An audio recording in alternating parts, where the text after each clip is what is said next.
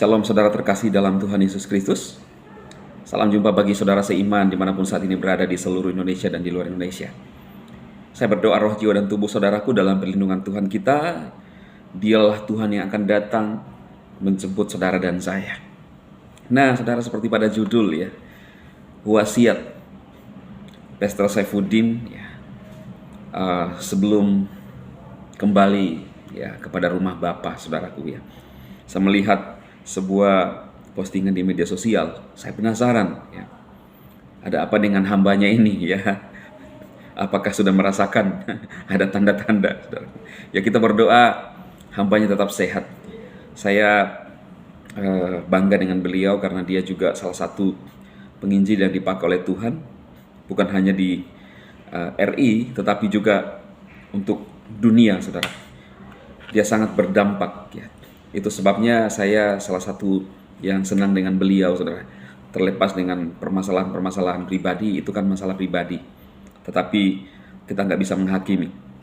Nah saudara, dia menyampaikan ya, bahwa kalau satu saat dia sudah dipanggil pulang ke rumah Bapa, maka dia meninggalkan ada 5 buku, saudara. 5 buku yang bisa menguatkan orang-orang percaya dan bisa menjadi salah satu benteng untuk mempertahankan iman. Ternyata kita orang percaya itu penting sekali untuk mempertahankan iman, saudaraku.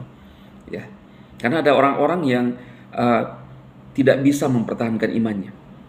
Memang anugerah itu diberikan kepada setiap kita orang yang percaya kepada Yesus, menerima, mengakui Yesus Tuhan.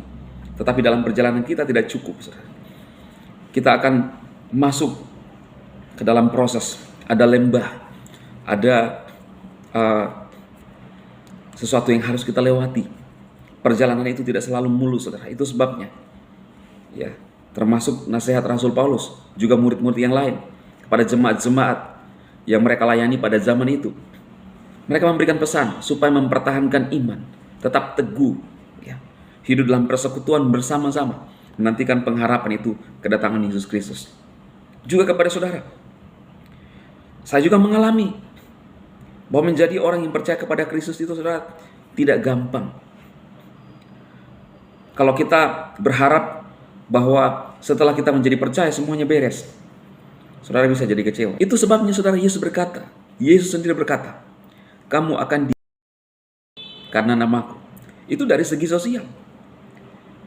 Saudara lihat, ketika bangsa Israel sendiri, bangsa pilihan, nenek moyangnya sudah berbicara langsung dengan Elohim.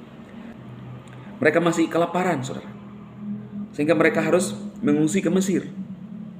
Disiapkan sebuah tempat di Mesir oleh Firaun, namanya Goshen.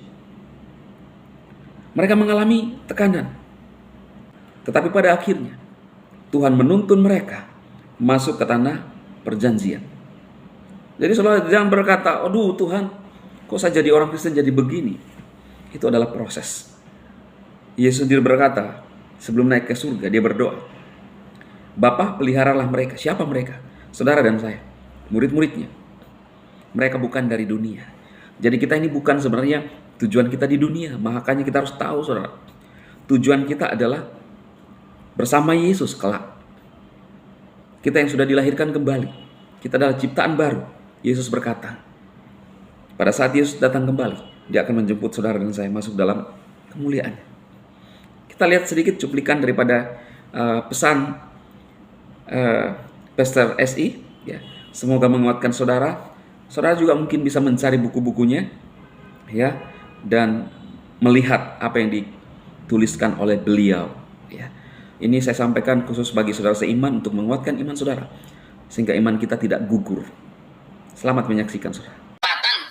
Nanti kalau suatu saat saya meninggal, saya sudah meninggalkan tulisan-tulisan membela keyakinan kekristenan yang Tuhan Yesus memberkati.